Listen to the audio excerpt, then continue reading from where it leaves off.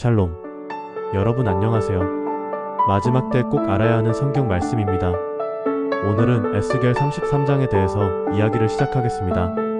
에스겔 33장 1절부터 20절은 하나님께서 선지자 에스겔을 통해 전하신 중요한 말씀으로 파수꾼의 사명과 책임을 강조하는 장입니다. 이 말씀은 단순히 이스라엘 백성에게만 주신 옛날의 교훈이 아니라 오늘을 살아가는 우리에게도 똑같이 적용되는 경고이자 사랑의 메시지입니다. 하나님께서는 당신의 백성이 멸망하지 않고 회개하여 생명을 얻기를 원하시기에 죄의 길에서 돌이키라고 반복해서 말씀하십니다.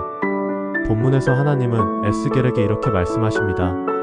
한 땅에 칼이 임하려 할 때 그 백성이 한 사람을 세워 파수꾼을 삼으면 그 파수꾼이 칼이 오는 것을 보고 나팔을 불어 백성에게 경고해야 한다고 하셨습니다. 만약 파수꾼이 나팔을 불어 사람들에게 위험을 알렸는데도 그들이 듣지 않고 주의하지 않아 칼에 맞아 죽으면 그 피는 그 사람의 머리로 돌아갑니다. 그러나 파수꾼이 나팔을 불지 않아 백성이 위험을 알지 못해 칼에 맞아 죽으면 그 피는 파수꾼의 손에서 찾으시겠다고 하셨습니다. 이 말씀은 우리에게 무거운 책임을 일깨워줍니다. 하나님의 말씀을 들은 자, 복음을 아는 자는 단순한 청중으로만 머물 수 없습니다. 우리는 세상에 다가올 심판과 하나님의 공의를 알리는 파수꾼으로 부르심을 받았습니다. 말세를 사는 우리는 더욱 깨어 있어야 합니다. 죄와 불의가 점점 더 노골적으로 드러나는 시대 속에서 영적인 나팔을 불지 않고 침묵한다면 그 책임을 피할 수 없다는 사실을 명심해야 합니다. 하나님은 또한 개인의 책임을 분명히 강조하십니다. 의인이 의로움 가운데 있다가 죄를 범하면 그 의가 기억되지 않고 악인이 악에서 돌이켜 의와 정의를 행하면 그 생명을 보존하리라고 말씀하십니다. 하나님은 사람을 불공평하게 대하지 않으십니다. 각 사람은 자기 행위에 따라 심판을 받습니다. 이는 우리에게 두 가지를 가르칩니다. 첫째, 누구도 자신의 과거 의로움이나 신앙의 열심에 안주해서는 안 된다는 것. 둘째, 과거의 잘못 때문에 절망할 필요도 없다는 것입니다. 오늘, 지금 하나님께 돌이키면 생명이 주어집니다. 에스겔 33장의 메시지는 단순히 도덕적 교훈이 아닙니다. 이것은 말세를 살아가는 우리에게 주신 하나님의 긴급한 명령입니다.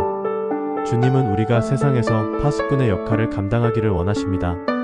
세상은 점점 더 하나님의 법을 거스르고 사람들은 자신의 길을 고집하며 살아갑니다. 그러나 하나님의 사람은 그 가운데 서서 진리의 나팔을 불어야 합니다. 때로는 그 경고가 미움을 사거나 조롱을 받을 수도 있습니다. 하지만 파수꾼은 사람들의 반응보다 하나님의 부르심에 충실해야 합니다. 마지막 때가 가까울수록 영적인 잠에서 깨어나야 합니다. 예수님께서도 말씀하셨습니다. 그러므로 깨어있으라. 너희가 생각하지 않을 때에 인자가 오리라. 파수꾼의 사명을 다하지 못하면 다가오는 심판에서 책임을 면할 수 없습니다. 그러나 우리가 믿음으로 경고를 전하고 사람들에게 회개의 길을 알려준다면 그들의 생명뿐 아니라 우리 자신의 영혼도 보존할 수 있습니다. 이 시대의 파수꾼은 반드시 성경을 붙잡고 하나님의 뜻을 분별해야 합니다. 세상의 소리에 휩쓸리지 않고 진리의 말씀을 통해 어둠과 거짓을 드러내야 합니다. 주님은 내가 악인의 죽는 것을 기뻐하지 아니하고 그가 돌이켜 사는 것을 기뻐한다고 하셨습니다. 이 말씀은 하나님의 마음을 보여줍니다. 심판은 하나님의 최종적 기쁨이 아니라 돌이키지 않는 죄에 대한 공의로운 결과입니다. 하나님은 지금도 우리를 향해 회개의 나팔을 부르십니다.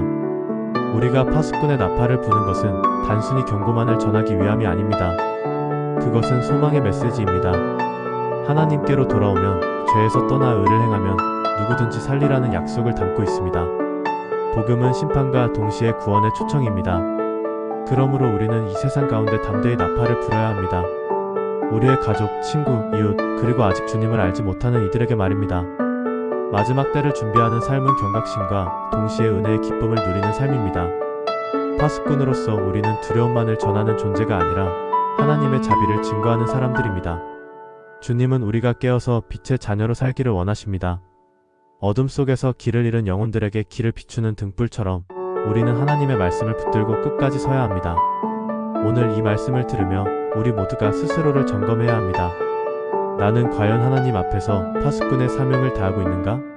혹시 편안함을 구하며 나팔을 불지 않고 침묵하고 있지는 않은가?